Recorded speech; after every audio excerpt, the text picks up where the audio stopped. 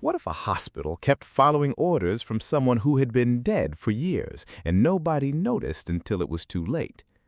In the winter of 2009, in a provincial hospital on the outskirts of Argentina, night shifts were usually uneventful. The building stood like a concrete shadow against the freezing darkness, its old fluorescent lights flickering over endless corridors painted in fading shades of green. Nurses moved through the halls with practiced routines, doctors checked charts, and machines hummed quietly behind closed doors. Everything seemed ordinary. At least that's what everyone believed. The first anomaly appeared in a maintenance report. A technician named Martin was reviewing archive system logs after a minor network failure. He expected to find corrupted files or software errors. Instead, he found something stranger. Every morning at exactly 4:17 a.m., the hospital's internal scheduling system generated the same automated task. The instruction was simple: prepare room 312. Patient transfer authorized. The problem was that room 312 no longer existed. According to hospital records, the room had been permanently closed in 2003 after a structural renovation. The entire wing had been redesigned, walls had been removed, numbers reassigned. On paper, room 312 had disappeared 6 years earlier, yet the instruction kept appearing every single day without interruption. Martin assumed it was a software bug, but when he traced the origin of the command, he found something that made him stop breathing for a moment. The task wasn't coming from the current hospital system. It originated from an archived administrator account, an account belonging to a former operations director, a man who had died in 2001. The account should have been deleted years ago. Instead, it remained active. And according to the logs, it had been issuing the same order for nearly 8 years. When Martin brought the discovery to administration, nobody seemed concerned. Managers dismissed it as a legacy system error, a leftover automation, something forgotten. But that explanation collapsed the next night, because at 4:17 a.m., a nurse working near the abandoned wing reported hearing a hospital bed being pushed down a corridor that no longer officially existed, and when security reviewed the cameras, they found something moving through the darkness where room 312 used to be. The security footage should have provided answers. Instead, it created more questions. The recording from 4:17 a.m. was grainy and distorted, filled with static interference common in older surveillance systems. At first, the guards saw nothing unusual. The corridor appeared empty, silent, frozen in the pale glow of emergency lights. Then, one of them noticed movement. Near the end of the hallway, where the renovated wing should have ended, a dark shape crossed the camera's field of view. Not a person, not exactly. The figure appeared for less than 2 seconds. It moved with the unmistakable outline of a hospital bed being pushed forward. The wheels seemed visible, so were the elevated side rails, yet no staff member appeared beside it. The bed seemed to move on its own. When technicians enhanced the footage, the image became even stranger. The object wasn't emerging from a room. It was passing through a section of wall that, according to the current building plans, shouldn't have contained any doorway at all. The administration ordered a physical inspection the next morning. Martin joined the maintenance crew. The abandoned section was hidden behind a locked fire door rarely opened. Dust coated the floor, paint peeled from the walls. The air carried the stale smell of old concrete and forgotten years. According to the renovation blueprints, the corridor ended at a solid wall, but when the team measured the dimensions, something didn't add up. The exterior length of the wing was nearly 4 meters longer than the interior measurements allowed. 4 meters were missing. A hidden space existed somewhere between the walls. At first, everyone assumed it was a construction error in the blueprints. Then, Martin found a polar architectural plan from 1998. The missing section appeared clearly. There had once been a narrow corridor connected directly to room 312. No mention of its removal existed in any renovation document. No demolition report, no authorization, no record. Officially, the corridor had never existed. Unofficially, someone had erased it. That evening, curiosity overcame protocol. Martin returned after his shift with a flashlight and a copy of the old blueprint. Following the measurements, he located the exact area where the hidden corridor should have been. He tapped along the wall. Solid concrete. Until one section produced a hollow sound. His pulse accelerated. Behind the paint and plaster was empty space, and as he examined the surface more closely, he noticed something almost invisible beneath years of repairs: the outline of a sealed doorway, and scratched into the wall beside it, hidden beneath layers of paint, were 3 words that sent a chill through him: "Do not transfer again." Martine stared at the words for several seconds. "Do not transfer again." The message wasn't graffiti. The letters had been carved deeply into the concrete before being covered with multiple layers of paint.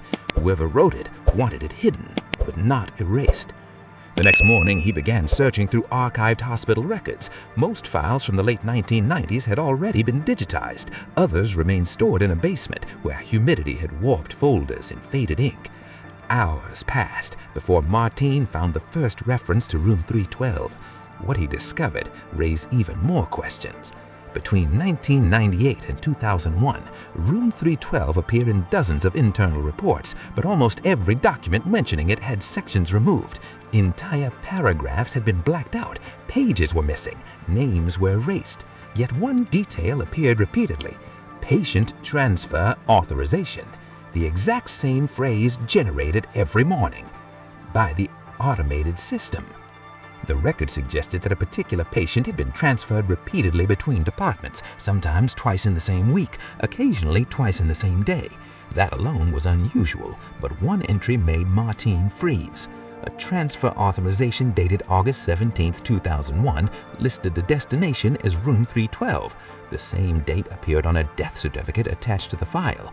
According to the records, the patient died at 3:58 a.m. 19 minutes later, at 4:17 a.m., the system authorized another transfer for a dead patient. Martine initially assumed it was an administrative mistake until he noticed something else. The patient had no listed diagnosis, no family contact, no photograph, no government identification number. It was as if the person had existed inside the hospital and nowhere else. Determined to learn more, Martine searched for staff members who had worked there in 2001. Most had retired, some had died. One name remained: a former night nurse named Elena Ruiz. She lived alone nearly 60 miles away. When Martine visited her house, she seemed nervous before he even introduced himself. The moment he mentioned room 312, all color drained from her face. For several seconds, she simply stared. Then she whispered something he'd never forget: "It's still creating transfers, isn't it?" Martine felt a knot tighten in his stomach. He hadn't mentioned the automated orders. He hadn't mentioned the system. Yet somehow she already knew. Elena refused to let him inside. She refused to answer questions. But just before closing the door, she said one final sentence: "The room wasn't sealed because of what happened to the patient." Her hands were trembling now. "It was sealed because the transfers never stopped." And as the door closed, Martine noticed an old newspaper clipping hanging on the wall behind her. The headline was partially faded, but one line remained visible: "Missing patient never found." Martine barely slept that night. The newspaper headline kept replaying in his mind: "Missing patient never found." Officially, a patient had died in August of 2001. Unofficially, someone had disappeared, and somehow both events seemed connected to room 312. The next evening, Martine returned to the hospital, determined to find what had been hidden behind the sealed wall. He waited until after midnight, when the corridors emptied and only the distant sounds of monitors and ventilation systems echoed through the building. The abandoned wing felt colder than the rest of the hospital. Not dramatically colder, just enough to be noticed, as if air were leaking from somewhere it shouldn't. Using maintenance tools, Martine began removing a section of plaster around the outline of the concealed doorway. Dust filled the beam of his flashlight. Small fragments of concrete fell to the floor. After nearly an hour, metal appeared beneath the wall, an old security door, the kind used in restricted medical areas decades earlier. Its lock had been welded shut from the outside. Someone hadn't wanted people entering. Someone hadn't wanted anything leaving. Martin hesitated. Then he forced the mechanism open. The sound echoed through the silent wing. A narrow passage emerged from the darkness, the hidden corridor, exactly as shown on the 1998 blueprint. The air inside smelled stale and untouched. Layers of dust covered the floor, yet something immediately caught his attention. There were footprints. Not old footprints, recent ones. A trail leading deeper into the corridor. Martin followed. The beam of his flashlight revealed peeling walls, abandoned electrical panels, and faded room numbers that no longer appeared on any official map. Then he noticed something disturbing. The footprints weren't heading toward the exit. They all moved in the same direction, toward the far end, as if everyone who entered had continued forward and none had returned. The passage terminated at a heavy metal door marked with a faded number, 312. Martin felt his pulse hammering in his ears. The room officially didn't exist, yet here it was, untouched, hidden behind walls for years. He pushed the door open. The hinges screamed. Inside stood an old hospital room frozen in time, a rusted IV stand, a bedside table, medical charts scattered across the floor. Everything covered by a thick layer of dust, except one thing, the bed. The mattress was clean, perfectly clean, as if someone had changed the sheets recently. Then, Martin noticed a faint electronic sound coming from the corner, a monitor. Impossible. The room had no power supply, yet a small green light blinked steadily in the darkness. Beep, beep, beep. As he approached, the ancient screen flickered to life. A patient file appeared. One active record, one current admission, and under the status field, a single line was displayed. Transfer scheduled, 4:17 a.m. The clock on Martin's phone read 4:12. For a moment, Martin considered leaving. Every instinct told him to walk away, seal the corridor again, and pretend none of this had ever happened. But curiosity had carried him too far. The screen continued glowing in the darkness. Transfer scheduled 04:17 a.m. The patient field remained partially corrupted, as if someone had attempted to erase the identity years earlier. Most of the information was unreadable, except for one detail. Status: awaiting transport. Martin checked the room again. There was no patient, no equipment connected to the bed, nothing that explained why an active record still existed. The silence felt unnatural, heavy, as though the room itself were waiting. 4:14, 3 minutes remained. Then he noticed movement, not inside the room, outside, somewhere beyond the corridor. A faint metallic sound, a wheel turning, then another, slow, steady, approaching. Martin stepped into the doorway and listened. The noise was unmistakable, a hospital gurney, moving through the hidden passage. His mouth dried. The corridor ahead remained empty, yet the sound continued, growing louder. Wheel, wheel, wheel, closer. The footsteps never came, only the sound of the bed, as if nobody were pushing it. 4:16. The temperature seemed to drop further. A low vibration traveled through the floor beneath his feet. The old monitor suddenly emitted a sharp tone. The screen refreshed. A new line appeared. Transfer team arriving. Martin backed away. Every rational explanation he had repeated to himself over the previous weeks began collapsing. The wheels were now only meters away, yet the corridor remained visibly empty. Then something changed.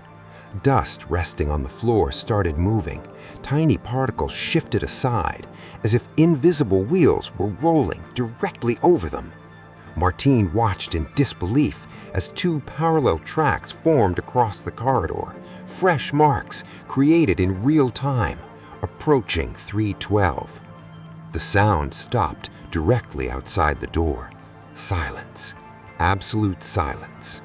The monitor emitted another tone. A final message appeared. Transfer initiated. At that exact moment, every light inside 312 shut off. Darkness swallowed the room.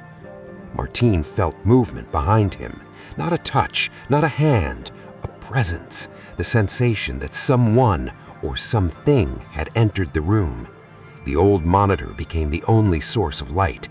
On its screen, the patient's status changed one final time. In transit. Then the room fell silent. When security found Martine the next morning, he was sitting alone on the floor of room 312, disoriented, unable to explain what had happened after 4:17 a.m.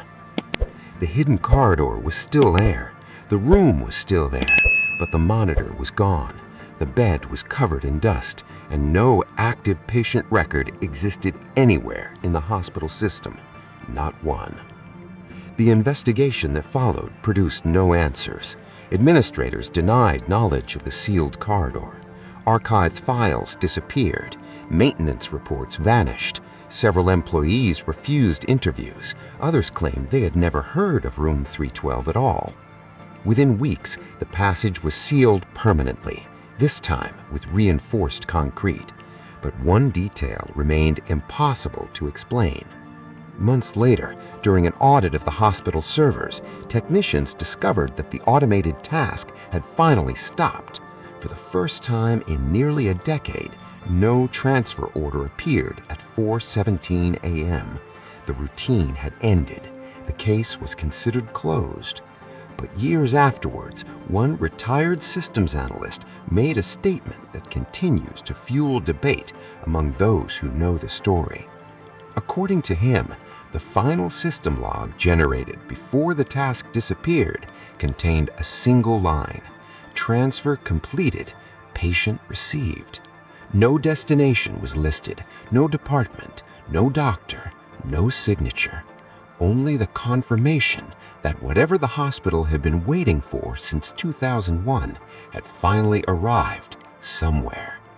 And the most unsettling question remains: if the transfer was completed, who exactly received the patient?